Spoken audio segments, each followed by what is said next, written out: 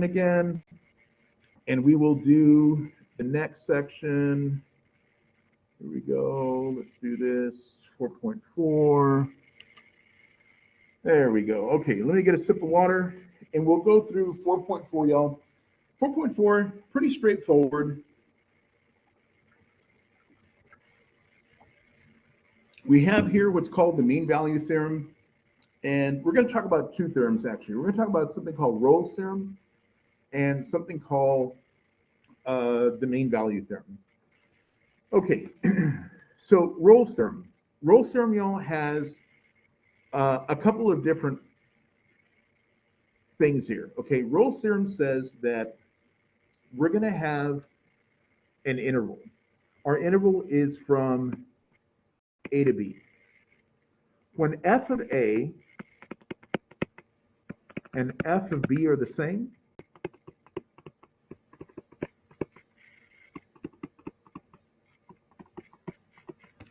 okay, when f of A and f of B are the same, notice the y values here are the same, the y values here are the same, the y values here are the same. If f of A and f of B are going to be the same, there's going to be at least some point somewhere in between there where when we take the derivative will be equal to 0. Sometimes there's 2, like you can see we have 2 points here, but we're guaranteed to have at least 1. In order for that to happen, that has to be true. Okay, f of A and f of B have to be the same. The function evaluated at the endpoints have to be the same. In order for this thing to work, the function evaluated at the endpoints has to be the same. If they're not the same, I can't apply Rolle's theorem. Okay. So look what it says. Number 1, differentiable function. Number 2, f of A and f of B are the same. Then the derivative must be at some. The derivative must be 0 at some point between A and B. Okay. All right. So let's see. That's what Rolle's theorem says. It has the same thing right here in the little blue box. Okay, let's see if we can find it. Here we go. Okay, so it says if we apply Rolle's theorem to the function f of x equals 2x squared minus 16x minus 2 on the interval from 2 to 6, how many values of c exist such that f prime of c, excuse me, is equal to 0? Okay, so y'all, before I do this part here, the first thing I need to verify is I need to find f of 2 and I need to find f of 6, and those two have to be equal, okay? So look, I'm going to show you what I think is the easy breezy cover go way of doing this. Let me clear this out. I'm going to go to my calculator, I'm going to go to my y equals, okay?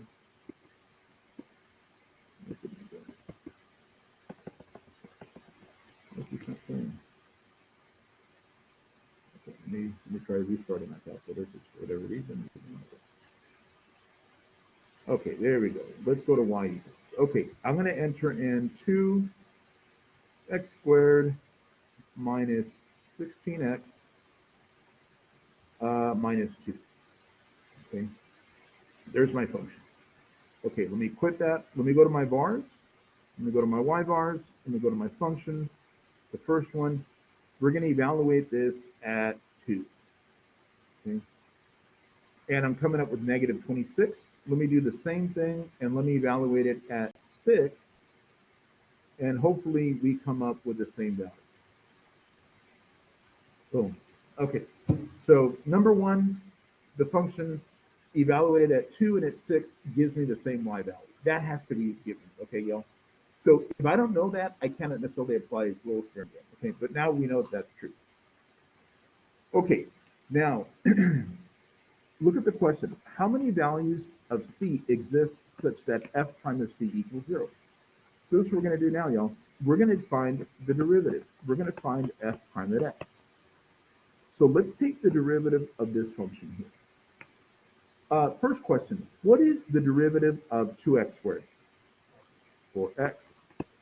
The derivative of minus 16x is just minus 16, and the derivative of 2 is 0. Okay. Now, what we're going to do is we're going to set this thing here equal to 0, y'all. 4x minus 16 equals 0. I want you to notice what the question is asking. The question is asking how many values of c exist so that this thing here is going to be equal to 0. How many values of, how many solutions do you think we're going to get here, y'all? When we solve this thing, like when we solve this, we're going to move the 16 over. That's right. We're going to divide them both by 4. We're going to get x equals 4. There is only one solution, and what is that value? It's 4. Does that make sense? Okay, so that's what we had to do there. We had to make sure that we could do that, and then we set it equal to 0, and then whatever value we get, that's going to be my answer for the second part. So, y'all, one thing, you might remember this from college algebra, maybe you don't. In case you don't, I'm going to show you right now. When you're solving an equation like this, what you're looking at is what is the highest power of x? Whatever the highest power of x is, right, that's going to tell you how many answers you're going to get. So if you remember, great. If you don't remember, y'all, just look at the highest power. So if I had a problem that had an x squared, I would end up with 2 answers, right? If when I took my derivative, if I had an x to the third, I should come up with 3 answers. That kind of thing, okay? In this case, because we just had an x to the 1, we have 1 answer. What was it? It was 4. By the power, that's right. Good. Okay, so like I said, if you remember, great. But in case you don't, that's what it is you're looking for. Tell me. So those aren't polynomials anymore, right? So then we have to, now we're looking at, if you have a -3, now you're looking at rational functions, which means we have fractions, right? And with fractions, we have denominators. Because we have denominators down, now we have to think about asymptotes and all that kind of stuff. So it's kind of a different ballgame, right? Okay, take a look at the second problem, y'all. It says, if we try to apply Rolle's theorem to the function f of x equals 2x squared minus 16x minus 2 on the interval from -1 to 13, which of the following conditions is not met? Well, continuity is met, y'all, because this is a polynomial. Remember, polynomials are continuous functions, right? Polynomials are also differentiable. My guess is that this is going to be the case, right? That's going to be the one that messes it up. Now, again, if I want to verify that, I want you to think about, look at the function that we have. It's 2x squared minus 16x minus 2. It's the same function we had before, right? So what am I going to do? I'm going to evaluate this function at my first value, which is -1, gives me 16. And I'm also going to evaluate this function at my last value, which is 13. And we come up with 128, so yeah, they're not the same. That's what messes that up, okay? So again, that's how Rolle's theorem basically tells you, right? Rolle's theorem, pretty straightforward, not a whole lot to worry about. But just make sure that those, if the function you validate at the endpoints are the same, and then we can find the derivative somewhere in the middle, okay? Okay, the mean value theorem. This is what the mean value theorem says, y'all. Mean value theorem says, if we have some kind of a function, I'm going to draw the function right here, but they already kind of have a picture for us. I'm just going to kind of highlight it.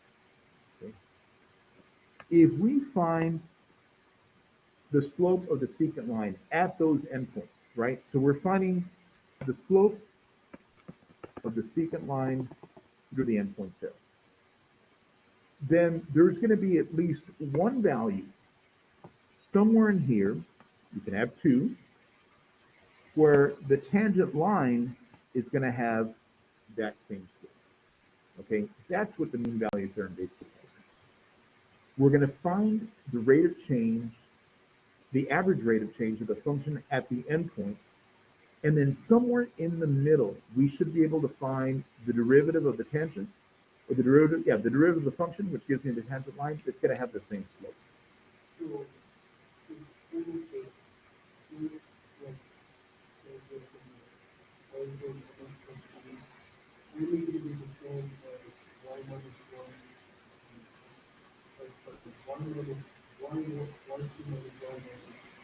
Yeah, so think about it this way. All it's telling me is that if I find the average rate of change of the function over that interval from a to b, then somewhere on that function itself, we can find the equation of a tangent line has the same slope as the average rate of change. Yeah. So notice, This gives me the average rate of change. This gives me the instantaneous rate of change at a particular value. Okay. So look, let me show you let me show you how we're going to do this. So look what it says, y'all. Consider the function f of x equals 2x to the third minus 3x on the interval from -2 to 2. Find the average or mean slope of the function on this interval. So remember, we actually did this like in some of the first homework problems that we actually had this semester. We were able to find average rates of change. We would say things like, well, look, we need to find f of 2, we need to find f of -2, and we're going to find the slope over that particular value, okay? So look, first thing I'm going to do, y'all, I'm going to go to my y equals. So I'm going to clear out this one here because I don't want it anymore. I'm going to type in 2x to the third minus 3x. Okay, cool. There we go. Okay, now let me quit this. I'm going to go to my y bars, enter this function in. I'm going to find y of 2. Okay. So y of 2, I'm coming up with 10. So f of 2 is 10. Let me do the same thing at -2. Open entry, -2, -10. Very good.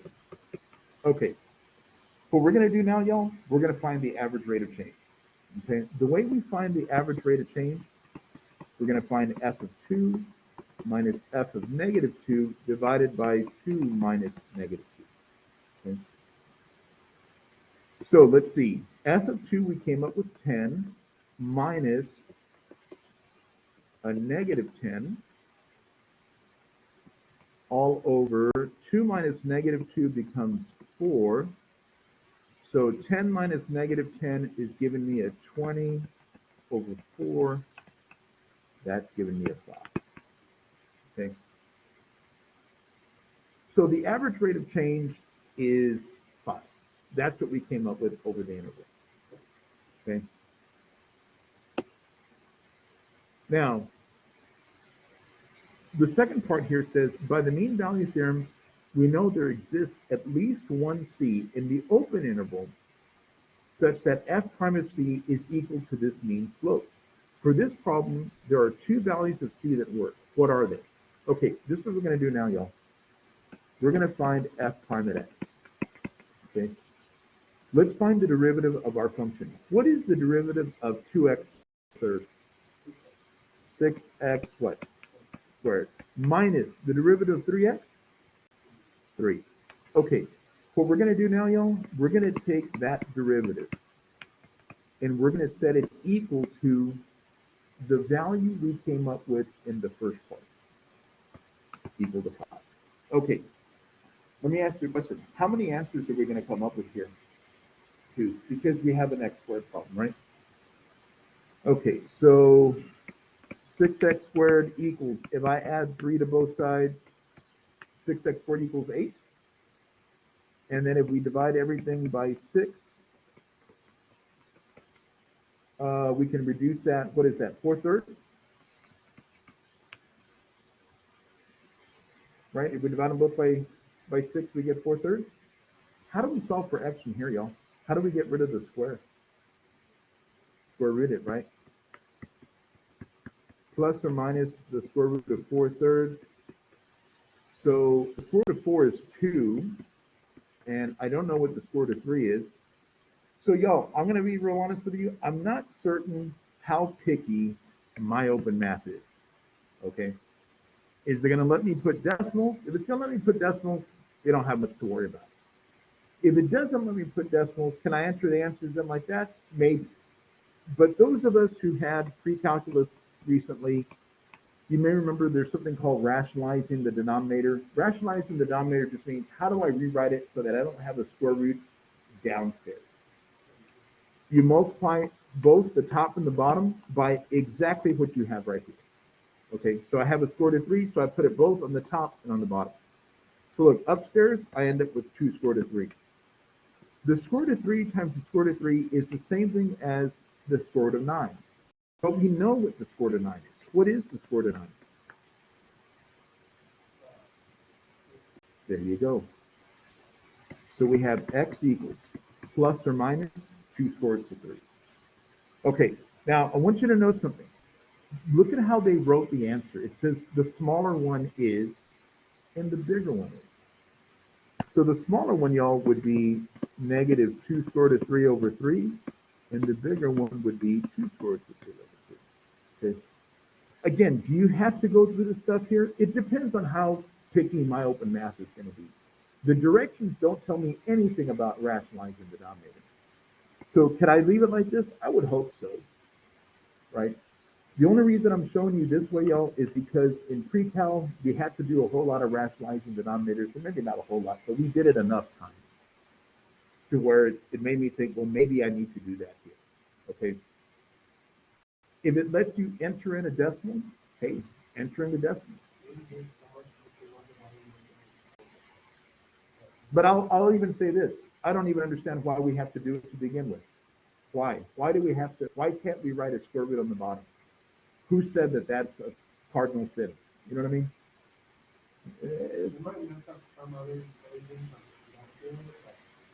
I personally don't see any point in doing it, but hey, whatever. You know what I mean? Okay, so look, y'all, let's try the same thing for the next problem here. Let me zoom in. I actually like the way this problem is written, y'all, because they're very explicit with the directions. Look at part, I'm going to call this part A. Look what they're telling me to do in part A. They're telling me let's find f of 7 minus f of negative 5 over 7 minus negative 5. So they're being very explicit on how I'm supposed to do this.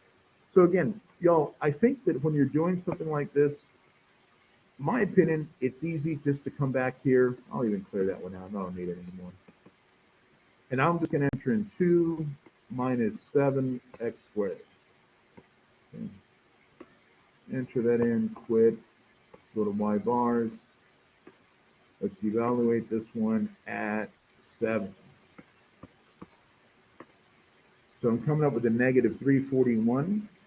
So f of 7, negative 341. F of negative 5, I don't know.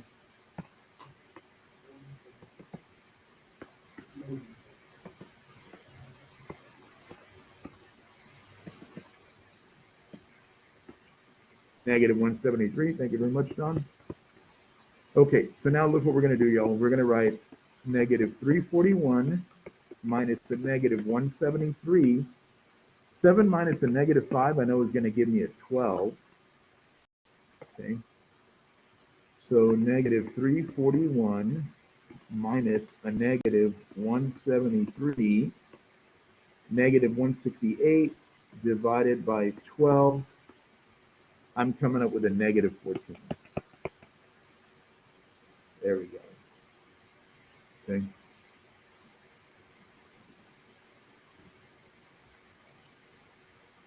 All right. So now, when I come to this next part here, it says by the mean value theorem, we know there exists a c in the open interval so that the derivative is equal to this mean slope. Okay, so let's see. Let's find the derivative, y'all. F prime at x. Okay. Anybody know what's the derivative of 2 minus 7x squared? Anybody know the derivative of this one? Negative? Good, negative 14x.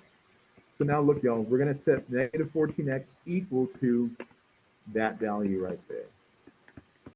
What is x equal to? 1. So you got it.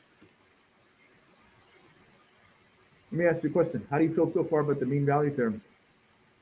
Pretty straightforward, right? We first find the average rate of change, y'all, at the endpoint. Whatever average rate of change we get, we're now going to take the derivative of the function and we're going to set it equal to that average rate of change. Then we solve for our values, right? So there is another couple of problems here. John, am I okay to move on? Okay.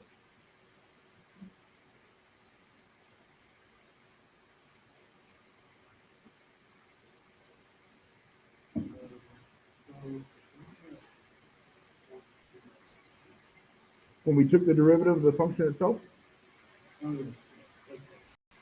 Better? Good. Okay. Same thing here, y'all. We're going to go through this problem. I think the hardest part, or the part that I wouldn't even call it hard, it's just time consuming. It's just finding the function at those particular values. And thankfully, calculators exist. Imagine if we had to do this nonsense by hand. It'd be a pain in the butt, right?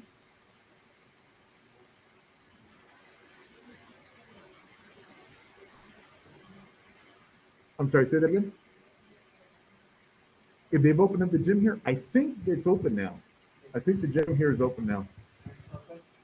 Yeah, I think it's open here. I don't know exactly where it is, but they sent us an email not too long ago letting us know. Yeah, I think that's what it was. I think that they were letting us know that it was opening up. I can pull up my email in a little bit, y'all.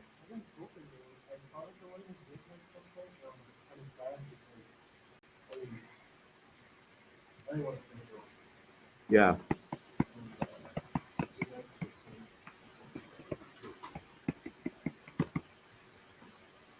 Yeah. Yeah, they should have one.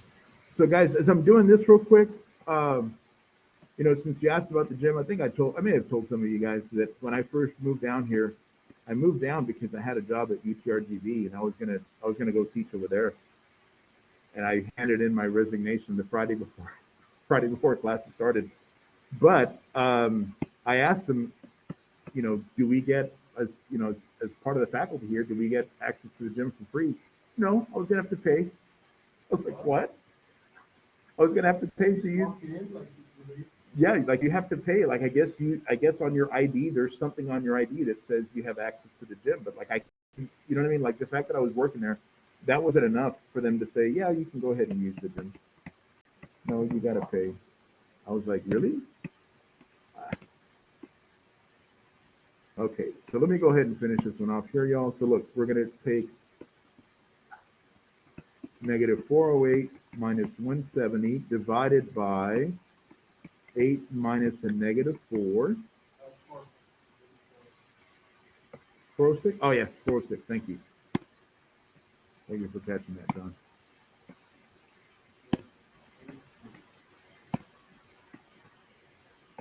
Okay, so negative 406 minus 170 divided by 12. So I'm coming out with a negative 48. Okay. All right. So second part now, y'all. We're going to find our y prime. We're going to take the derivative. Okay, so we're going to go through piece at a time. What is the derivative of 2x to the third? 6x squared. The derivative of a minus 9x squared is a minus, good. The derivative of a 108x is just a minus 108, right? And the derivative of 10 is 0, so we got to worry about it. Okay, take a look now, y'all. Now that we have that derivative, remember what we're going to do. We're going to take the derivative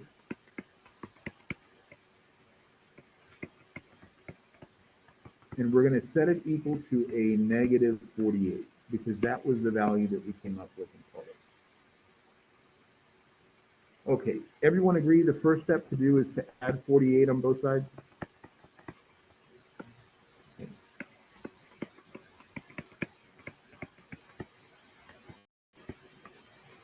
Okay. Question, how many answers am I going to get here? What's the highest power of x? 2, right? Good. Okay, so we're going to get 2 answers. Okay, just checking you. All right, question. Can I do this to make my life hopefully easier? Divide everything by 6. Now we have an x squared, a minus 3x, a minus 10 equals 0. So the reason I wanted to do that, y'all, is because anytime the number in front of the x squared is 0, these should be easy enough for us to factor. Look, x and x.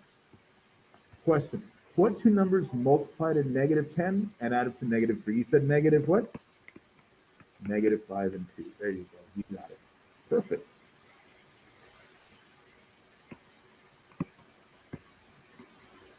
So everyone agree the two answers we have are positive 5 and negative 2?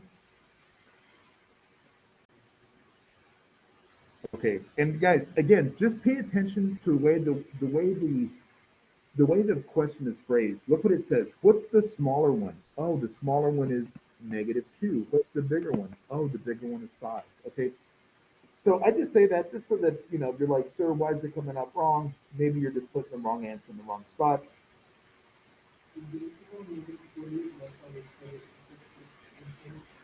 The rate of change over that interval was -48, right? Yeah, good.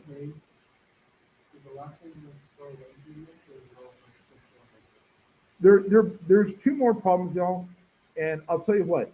Let's do this one. Look, so there's two more problems. There's one with the square root, and there's one with the fraction. Let's do the fraction one first, and we'll come back to the square root one. Okay. So look, let's do this one first here. Look what it says.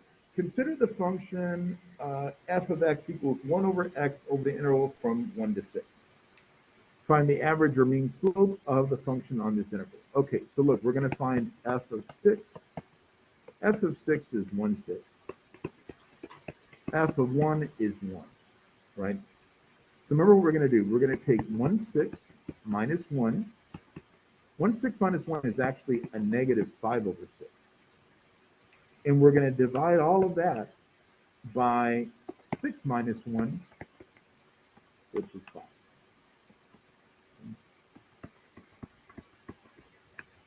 If I'm dividing it by 5, it's the same thing as multiplying it by 1/5. I'm actually doing this one by hand because I think it's easy enough to do by hand. And I'm coming up with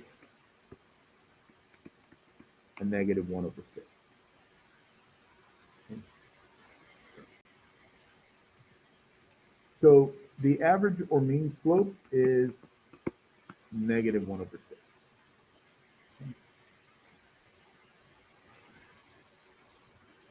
So for part B, y'all, remember what we're going to do. I'm going to think of 1 over x as x to the power -1. Okay? As x to the power -1. Let's see. First thing I need to do, I need to find my y prime. Anybody know what is the derivative of x to the -1? -2? Okay. And then can we fix that, y'all, so that it looks like this? -1 over x squared? Okay. So now, what are we going to do? We're going to set the derivative equal to this number right here. So look what we're going to do. We're going to write -1 over x squared equals -1 over 6. Okay. So look, can't we just cross multiply here?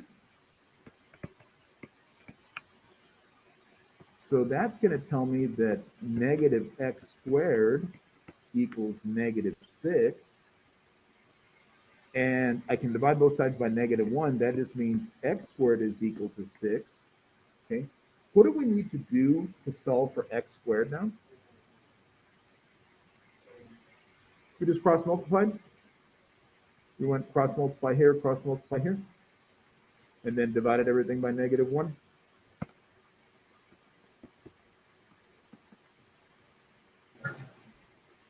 Don, am I okay? Okay. So y'all agree we're going to take the square root? Okay.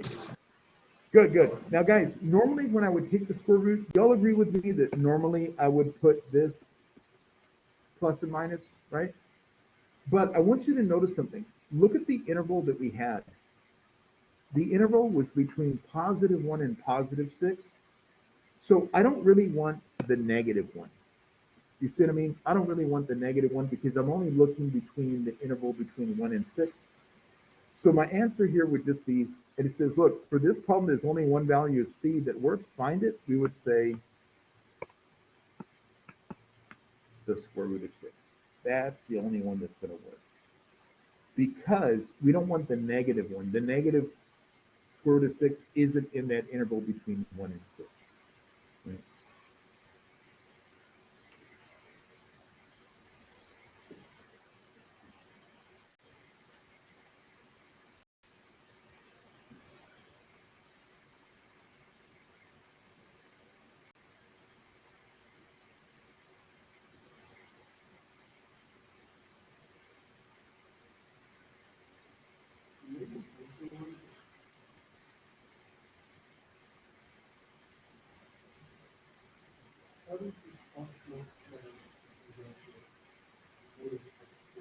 Well, so remember, what does cross multiply mean? It means take this guy times this one. -1 times 6 is -6. X squared times -1, negative x squared, right? And then we just divided everything by -1.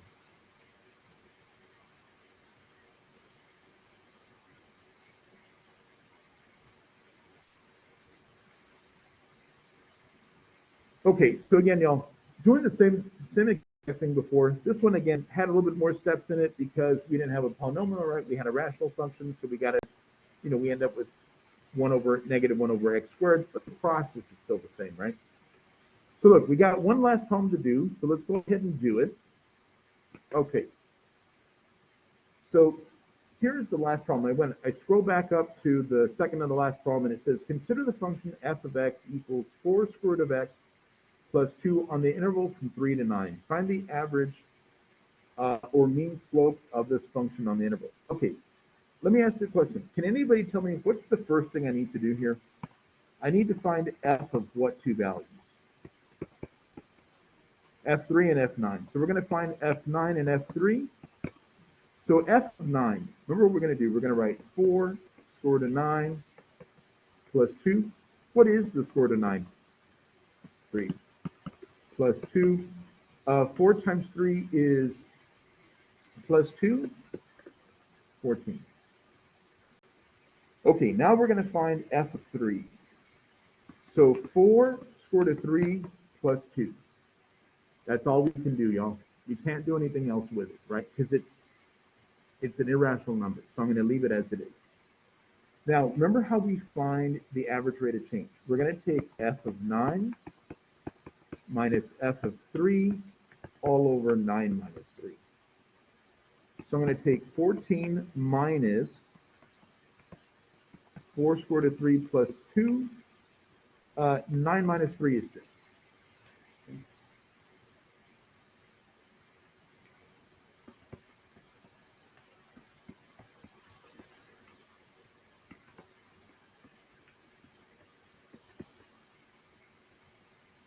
Okay, so all I did here, y'all, from this step to this step is just distribute my minus sign. And what's 14 minus 2? 12. So 12 minus 4 square root of 3 over 6. Y'all, we can do one last thing here. We can simplify this fraction. What we do is we look at the numbers in front and the number at the bottom, and we say, what's the common factor that they all have? So let's divide all those numbers by 2. That's going to give me 6 minus 2 square root of 3 all over 3. Okay. Now, that's the value that we ended up with. Okay. Now, let me ask you a question. Does that value look pretty to you, or does it look pretty ugly? Yeah, it looks a little ugly, right? Okay. Doesn't mean that guys, all it means is that when we do the algebra behind the next step, it's just going to there's going to be some steps involved. Okay. But look, let's do this now. Remember, we're going to find our derivative. So the first thing I'm going to do is y equals 4x to the power 1/2 plus 2. So I just rewrote the function so that we now have exponents because we're really comfortable with the power rule or the exponent rule. Okay, let's take our derivative. So we're going to have 4 because it's there. Don't we have to bring the power down? 1/2. X to what power now? -1 over 2. And the derivative of that part just goes to 0. Okay, so y prime. Let's see, what's 4 times 1/2? 2. So 2x to the power -1/2. Can we write this, y'all, as 2 over the square root of x? What do you think? Does that look okay to y'all? Okay, remember what we're going to do now. We're going to take the derivative, 2 over the square root of x, and we're going to set it equal to what we had over there in the green.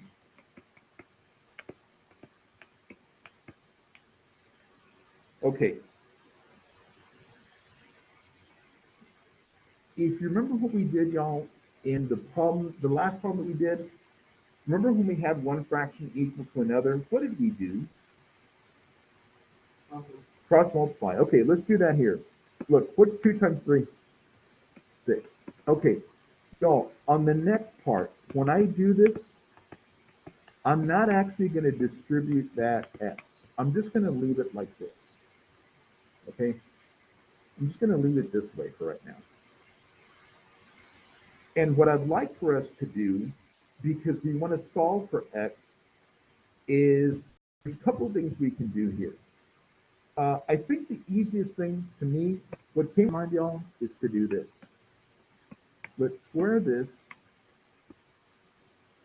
and let's square this. The reason I want to square it is because the square and the square root are going to cancel each other out, right? And we are trying to solve for x from here. Okay, let's go really, really slow. 36. Okay, we're going to do this in pieces. We're going to square this piece, and we're going to square this piece. So I'm going to show you a trick, y'all. When you square a binomial, you square the first part. So what's that when you square it? 36. Okay. Second thing we're going to do, we're going to take this number times this number, we're going to multiply them together, and we're going to double it. So what's 6 times negative 2 squared root of 3? Negative 12 squared root of 3. Now we're going to double it. Negative 24 square root of 3. Okay, so look, y'all, what we did is we said, look, multiply this number times that number, and then double it. It's always going to be double. Okay, now the next part is we're going to square this guy right here. Okay, so first thing I want you to notice, it's negative. So when we square it, it's going to become what? Positive. Okay, negative 2 when you square it, y'all, gives me a 4. The square root of 3, when I square it, just gives me a 3. I know I can do more multiplying. We'll do that part in a second, okay? Now, the other thing we're going to do, we're going to square this guy. What is the square root of x when we square it? This x, okay? So look, we're going to do some math over here on the right. I'm going to leave that 36 over there alone, okay? And I'm just going to fix some stuff in here.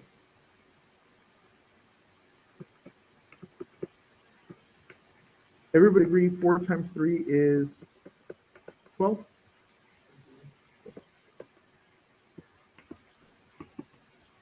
Can we add the 36 and the 12 together?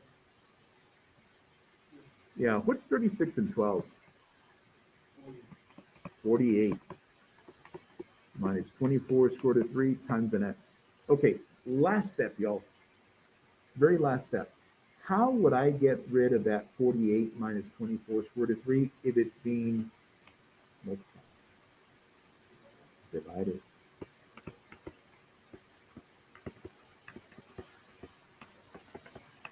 All right. I'm just going to do, again, I'm not necessarily saying that you got to do this, y'all, but I'm going to do this just because we do want to simplify our fraction.